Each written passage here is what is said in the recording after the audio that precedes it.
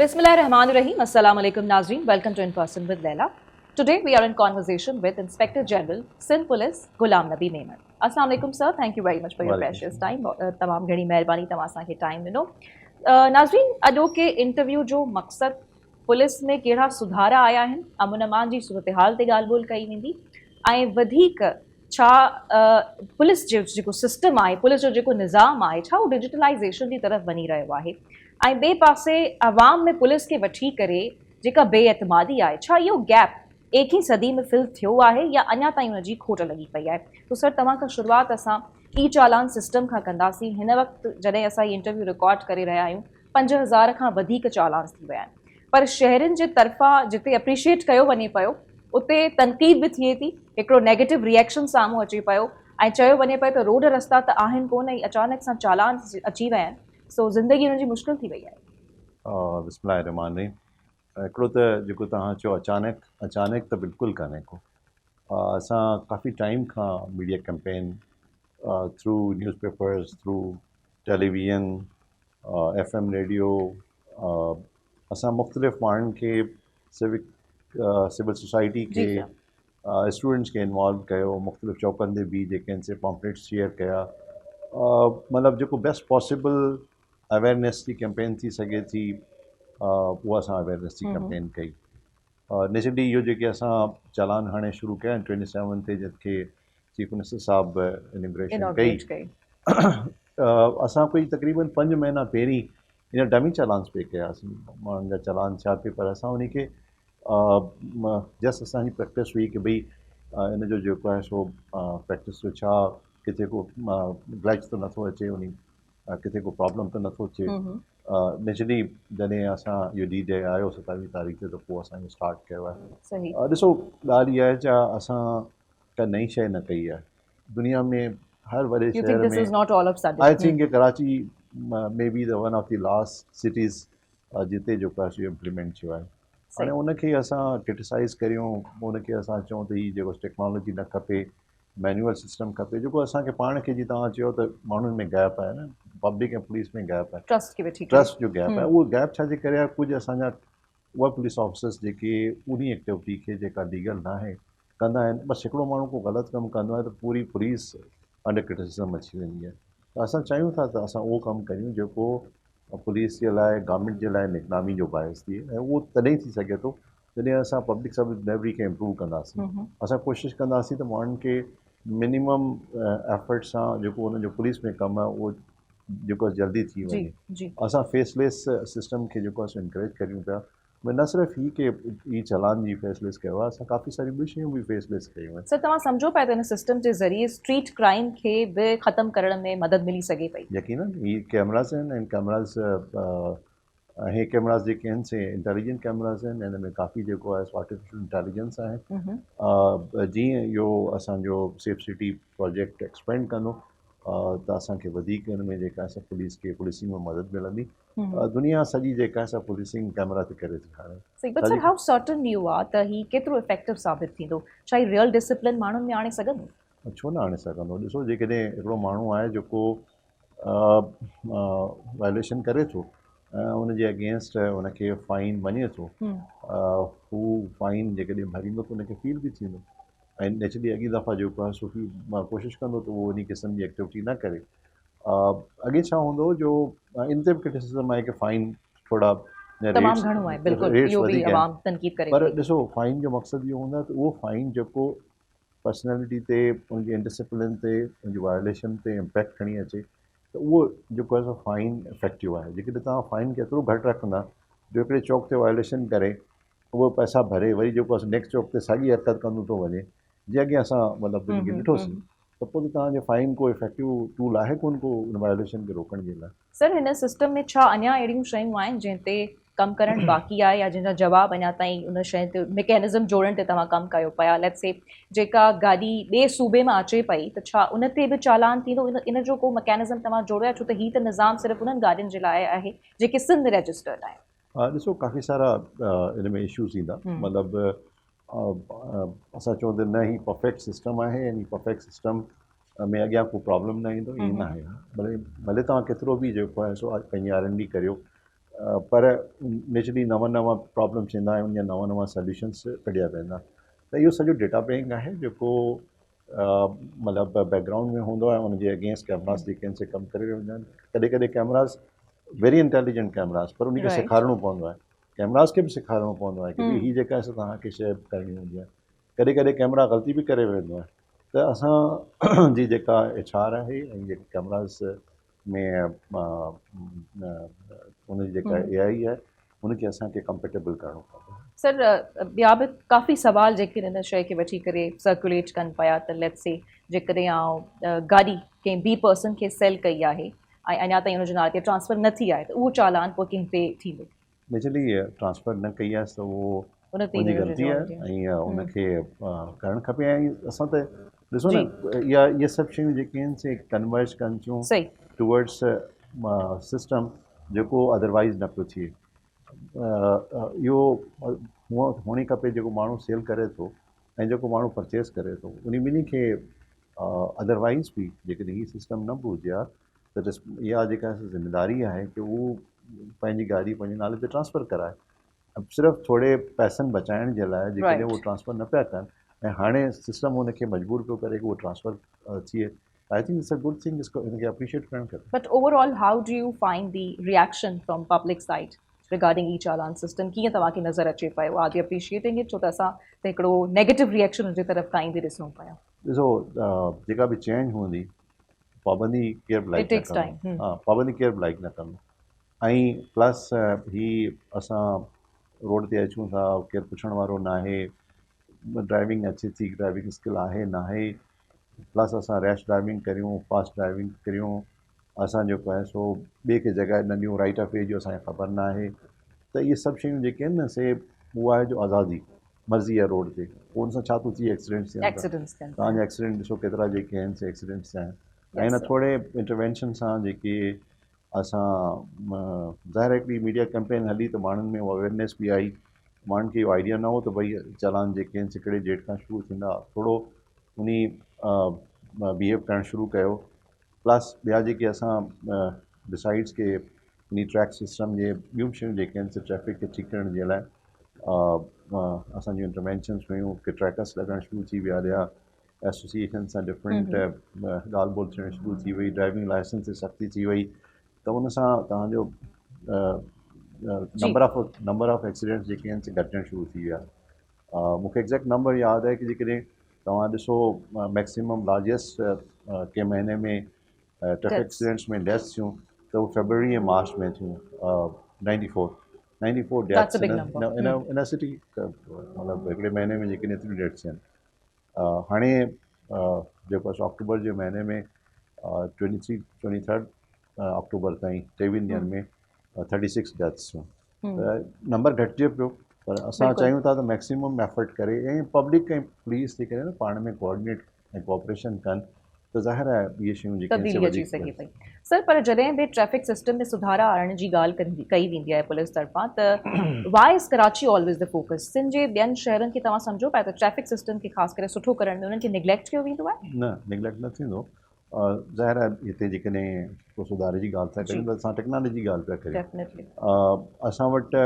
हिकिड़ो system in place आहे जेके असां S4 चऊं था उहो बि कुझु ॾींहंनि में जेको आहे सो ऑपरेशनल थी वेंदो इंटीरियर में S4 सिस्टम खे थोड़नि आसान सोलहनि लफ़्ज़नि में जेकॾहिं असांखे ॿुधाइणु चाहियो त वॉट इज़ दैट इहो मतिलबु सिंध स्मार्ट सर्विलेंस सिस्टम आहे इनखे जेको आहे सो असां एयर कैमरास आहिनि डिफरेंट जॻहियुनि ते जेके असां पुलिस में गवर्नमेंट खां पैसा वठी इहो हिकिड़ो वॾो प्रोजेक्ट हो जेको गवर्नमेंट हिनखे स्पॉन्सर कयो हुई असां उनखे कैमरास खे लॻायो आहे त हाणे उनजे ज़रिए सां न असां इंटीरियर में बि इन सिस्टम खे इम्प्लीमेंट कंदासीं इन जे लाइ बि जीअं तव्हांखे मूं ॿुधायो त हिते कराची में टेस्ट एंड ट्रायल पियो थियो त हुते बि टेस्ट एंड ट्रायल थिए पियो ऐं असां जल्दी जेका आहे असां आगाही मुहिम यानी ई चालान जेको आहे सिंध जे ॿियनि शहरनि में बि असांखे जल्द नज़र जी हा बिल्कुलु ठीकु आहे सर हाणे अचूं था धाड़ेलनि जी सरेंडर पॉलिसी खे वठी करे असां ॾिठोसीं त 73 जी तादाद में धाड़ेलनि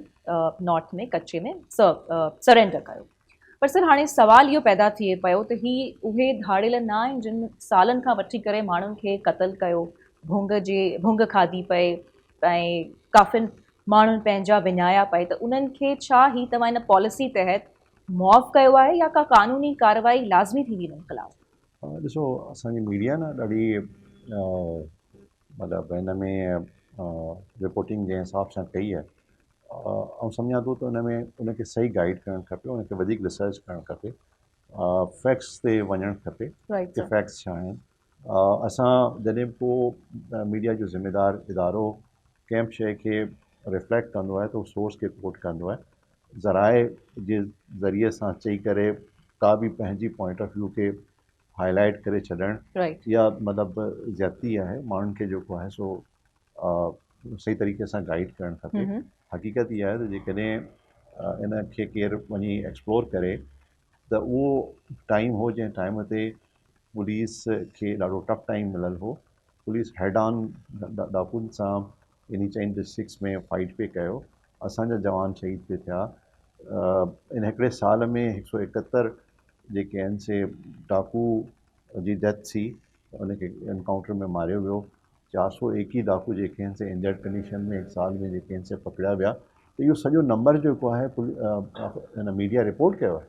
इहे माण्हू जेके आहिनि से असां वटि उनजो पूरो डिटेल आहे जेको असां मीडिया सां शेयर कयो। जी। इन एतिरे मतिलबु एक्शन खां पोइ जेकॾहिं डाकू इन कंसिडरेशन सां आया कि भई हाणे असांखे वधीक एक्शन न करियो ऐं असां सरेंडर करण लाइ तयारु आहियूं, त नेचुरली जेको आहे गवर्नमेंट वटि ऐं पुलिस वटि इहो ऑप्शन आहे न कि भई हिकिड़ो माण्हू जेको सरेंडर करे थो त उनखे तव्हां जेको आहे सो भले through due process of law जे ज़रिए सां करियो। गवर्नमेंट पंहिंजी पॉलिसी ॾिनी, गवर्नमेंट को बि कंसेशन न ॾिनो। गवर्नमेंट इहो चयो त ड्यू प्रोसेस खे तव्हां अडॉप्ट करियो। ड्यू प्रोसेस छा आहे कि तव्हां उनखे कोर्ट में पेश करियो, लेट द कोर्ट डिसाइड।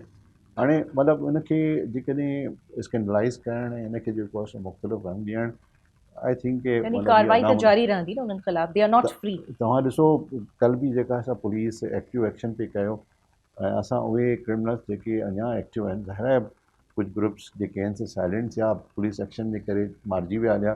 कुझु ग्रुप्स जेके आहिनि से सरेंडर कयो, कुझु ग्रुप्स अञा बि एक्टिव आहिनि। त जेके एक्टिव आहिनि त उन ते पुलिस पंहिंजो पूरो कमु थी करे। ओके सर, हिते असीं हिकु शॉर्ट कमर्शियल ब्रेक वठूं था ऐं ब्रेक खां पोइ फौरी तौर ते वापसि अचूं था।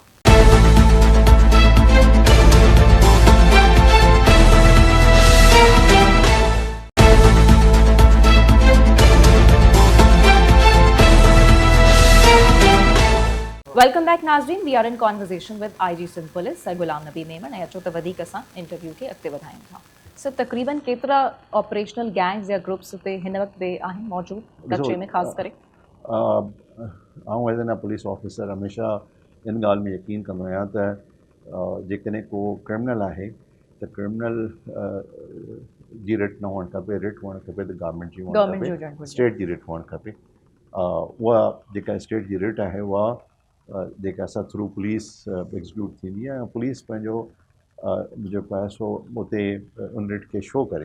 ऐं उहो शो तॾहिं करे सघे थी जॾहिं तव्हां उनजी कैपेसिटी खे वधायो, उनखे बहितर टेक्नोलॉजी ॾियो, उनखे बहितर वेपन ॾियो। गवर्नमेंट असांखे बहितर टेक्नोलॉजी, बहितर वेपन जी कंटिन्यूअस सपोर्ट कई आहे। इन करे तव्हां ॾिसो कि टर्न अराउंड थियो आहे। इन करे तव्हां ॾिसो कि उते जेके आहिनि से पुलिस वधीक मज़बूत थी आहे।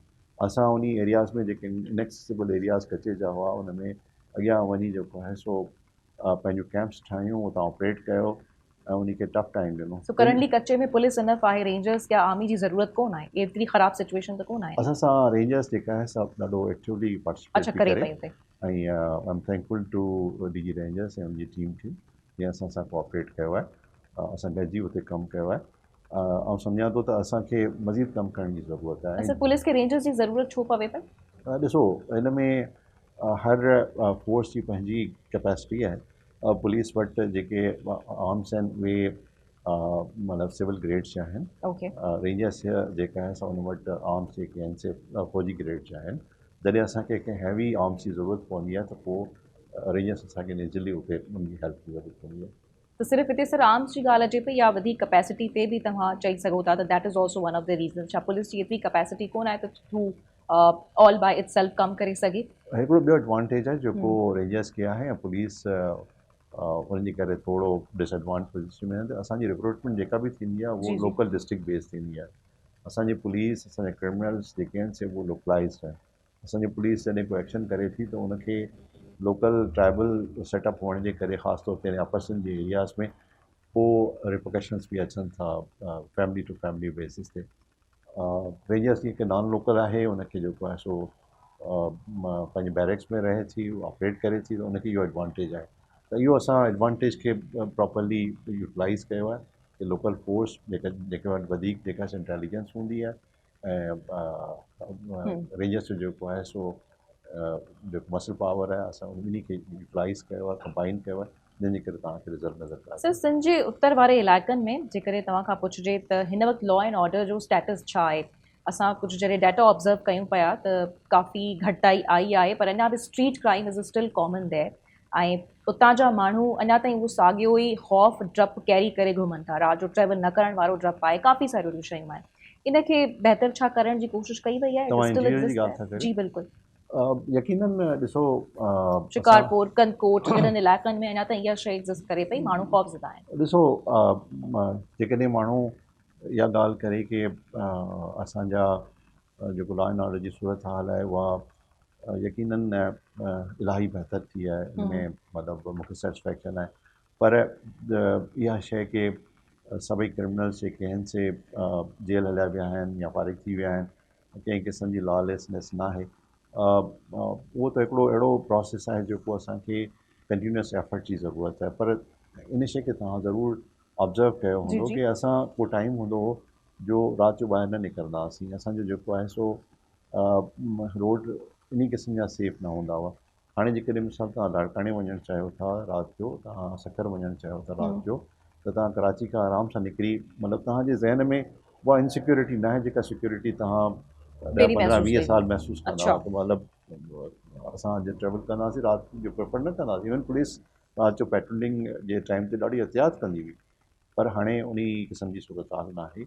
पर सर पर स्ट्रीट क्राइम थी वियो, भत्ते जी घुर थी वई आहे, त इन्हनि इलाइक़नि में हाणे बि मौजूदु आहे, सो उनखे हा, तव्हां ख़तमु करण जे लाइ कहिड़ा क़दम खणो ॾिसो पिया? भत्तो जेको आहे सो उहे क्रिमिनल्स जेके कचे में अञा जिन जे ख़िलाफ़ु पुलिस एक्शन करे पई राइट। ऐं उन खे जेको आहे सो फर्दर पुलिस एक्शन जी ज़रूरत आहे, उहो यकीनन उहो कनि था। उहो छा हूंदो आहे जो ॾिसो हिकिड़ो क्रिमिनल आहे, हिकिड़ो क्रिमिनल गैंग आहे, उहो ॾींहं में वही 15 माण्हुनि खे फ़ोन करे थो न। हाणे 15 माण्हू हिकिड़ो वॾो तइदादु चेन आहे ठाहे जेको वठनि था। जेको मतिलबु पूरे उन एरिया में हिकिड़ो मैसेज थो वञे कि भई असांखे भत्ते जी पर्ची अची वई, असांखे जेको आहे फ़ोन अची वियो। घणो हाणे त फ़ोन थो अचे, पर्ची जो सत्संग कोन्हे को, डेफिनेटली हा। त उहो हिकिड़ो मैसेज वञे थो। पर इंडिविजुअल केरु आहे, हिकिड़ो आहे या ॿ सां ॿ टे ग्रुप में माण्हू आहिनि।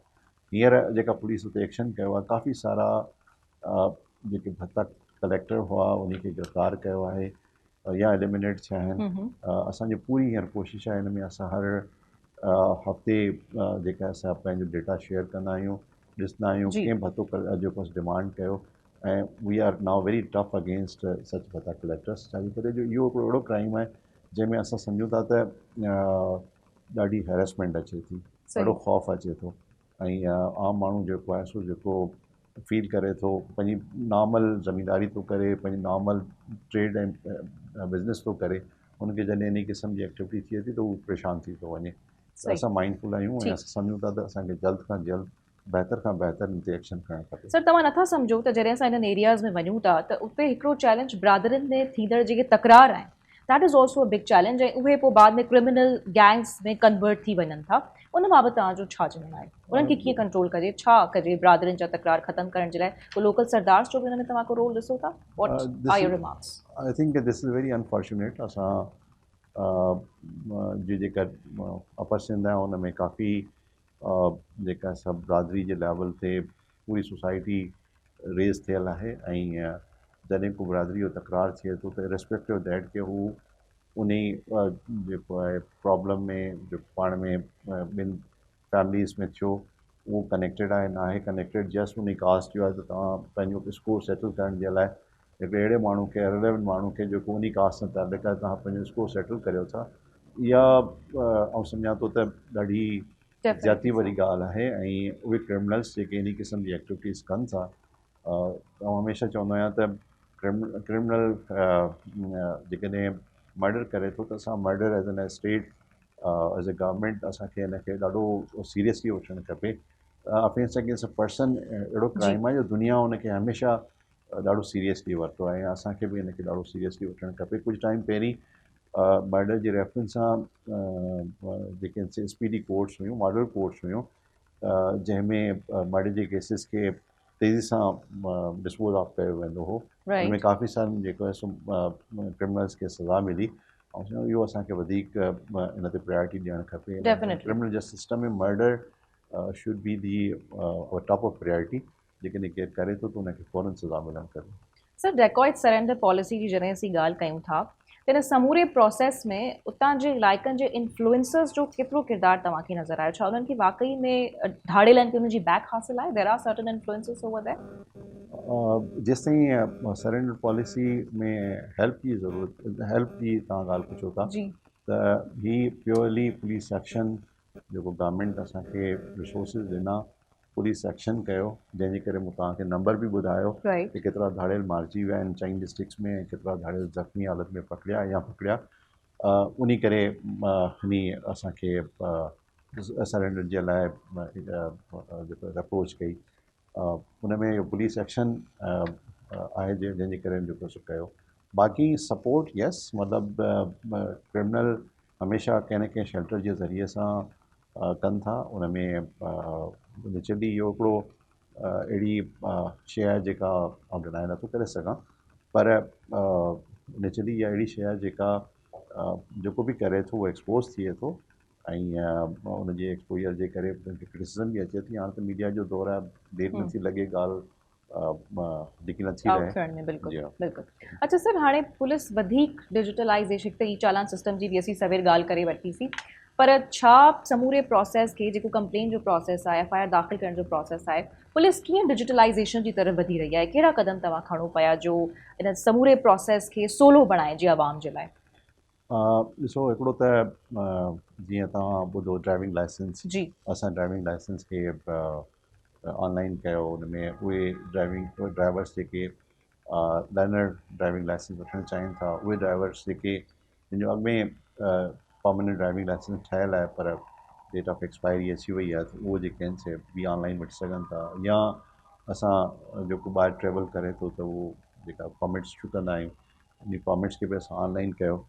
उन में असां कंहिं क़िस्म जो ह्यूमन इंटरवेंशन भई फिज़िकली अचणु उहो उन में एलिमिनेट कयो ऐं उनखे असां बि जेका असां अप्रोच ॾिनी ऑनलाइन, त उहो जेकॾहिं कागज़ पूरा करे असांखे ॾिए थो। त तव्हां ॾिसो, सेप्टेंबर में असां शुरू कयो, हाणे ऑलमोस्ट साल थी वियो आहे। उन में तक़रीबन 3.5 लख जे क़रीब ड्राइविंग लाइसेंस जेके आहिनि माण्हुनि खे इशू थिया। त इहे 3.5 लख माण्हू अदरवाइज़ जेके आहिनि असां वटि अचनि हा, अची जेको आहे सो फिज़िकली अप्रोच कनि, पर उन खे असां जेको असां ऑनलाइन ॾिनो ऐं उहो ड्राइविंग लाइसेंस उन खे थ्रू कोरियर सर्विस पंहिंजे जेको आहे सो घर ते रिसीव थियो। So goes with police verification. Multiple माण्हू डिफरेंट कमनि जे लाइ पुलिस खां वेरिफिकेशन जी ज़रूरत हूंदी आहे। उहा थाणे जी पुलिस जी वेरिफिकेशन बि हूंदी आहे, उहा स्पेशल ब्रांच जी बि वेरिफिकेशन हूंदी आहे। असां इन ॿिन्ही खे जेको आहे सो ऑनलाइन कयो आहे। जेको बि वेरिफिकेशन करे थो हुनखे असां अहिड़े नमूने सां तव्हां ॾिसो, हिते काफ़ी हुई, तक़रीबन 1,50,000 जे क़रीब प्राइवेट सिक्योरिटी गार्ड मुख़्तलिफ़ कंपनीज़ में एम्प्लॉय थियल आहिनि ऐं लखनि जी तइदाद में इंडस्ट्रियल जेके आहिनि से वर्कर्स कमु कनि था। उहे हमेशह असां खां घुरंदा हुआ त तव्हां असांखे वेरीफाई करे ॾियो इहो रिकॉर्ड। असां बजाए हिन जे जो उन खे फिज़िकली वेरीफाई करणु, इहो ह्यूमनली पॉसिबल कोन्हे जो एतिरो तव्हां तइदाद खे तव्हां वञी वेरीफाई करियो। असां पंहिंजे डेटा खे अहिड़े नमूने सां उनखे एक्सेस ॾिनो, जंहिंमें हज़ारनि जी तइदाद में अहिड़ा क्रिमिनल्स जेके आहिनि से पकड़िया विया, छाजे करे जो उहो असांखे एक्सेस कयूं। असांखे आइडिया थियो कि माण्हू मुख़्तलिफ़ केसिस में वॉन्टेड आहे, त उहे उन जे ज़रिए सां ऑनलाइन जेका असां वेरिफिकेशन बि हले थी ऐं डिफरेंट मतिलबु अहिड़े क़िस्म जा असां डिजिटल टूल्स इम्प्लीमेंट कया आहिनि, जंहिंजे करे जीअं हाणे मिसाल जे तौर ते कंप्लेंट सिस्टम आहे असांजो, उहो तक़रीबन पेपरलेस थींदो थो वञे। उहो जेके बि मतिलबु असांजा डिस्ट्रिक्ट्स आहिनि ऐं मुंहिंजो ऑफिस आहे, DIG ऑफिस आहिनि या SSP ऑफिसिस आहिनि, जेका बि कंप्लेंट अचे थी उहा असांजे थ्रू डिजिटल मीन्स वञे थी ऐं उतां जवाब बि जेको आहे सो डिजिटल मीन्स जे ज़रिए सां क्विक बि आहे, सस्तो बि आहे ऐं जेको आहे सो ट्रांसपेरेंट बि आहे। सर, हिते हिकु शॉर्ट कमर्शियल ब्रेक ऐं नंढड़ी ब्रेक खां वापसि अची करे इतां ई गुफ़्तगू खे जारी रखूं था।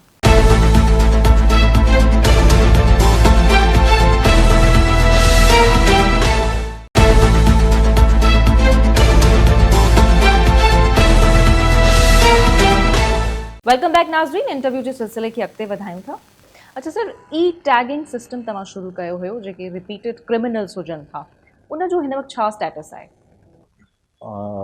उनजो लीगली त गवर्नमेंट कानून बि पास कयो ऐं उनजा जेको आहे रूल्स बि पास थिया। जी उनजो हाणे नेक्स्ट जेको आहे सो स्टेप इहो आहे त टेंडर करे जेका कंपनी लोएस्ट बिड ॾींदी और चवनि हिन में थर्ड पार्टी एलिमेंट आहे कि पुलिस सिर्फ़ु रिकमेंड कंदी कोर्ट खे प्रोसिक्यूशन जेको आहे सो कोर्ट खां ऑर्डर वठंदी कि भई हीउ माण्हू फिट आहे जेको क्राइटेरिया लॉ में ॾिनल आहे हिन खे ई टैग करणु खपे। त उहो थर्ड पार्टी जेके इहो कॉन्ट्रैक्ट मिलंदो मां जेके हिन में एक्सपर्टीज़ रखनि था उहे हुनखे ई टैग कंदा ऐं उनखे मॉनिटर कंदा। राइट। त हाणे गवर्नमेंट खे जेको आहे सो इन जे लाइ बजट रखी ऐं इनखे टेंडर कयो वेंदो त जीअं पार्टी जेका थर्ड पार्टी अचे ऐं हिनखे स्टार्ट करे। सर, पुलिस जो केतिरो स्ट्रेंथ VVIPs खे ॾिनल आहे?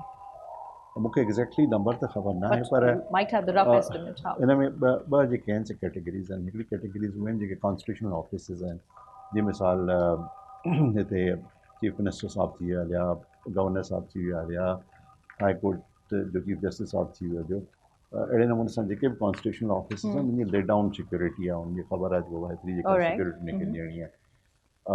ॿिया उहे माण्हू जेके कॉन्स्टिट्यूशनल ऑफिस खे होल्ड नथा कनि पर उन जी सिक्योरिटी जी नीड आहे, उनखे को थ्रेट आहे, उनखे के जेको आहे सो कोर्ट जी डायरेक्शन मिली त पोइ उन में हिकिड़ी थ्रेट असेसमेंट कमेटी ठहियलु आहे जंहिंजो सरबराह कमिश्नर हूंदो आहे एरिया जो ऐं उन में जेके आहिनि से डिफरेंट नुमाइंदा हूंदा आहिनि जंहिंमें पुलिस बि हूंदी आहे, स्पेशल ब्रांच बि आहे, CTD बि आहे, अदर इंटेलिजेंस एजेंसीज़ बि आहिनि।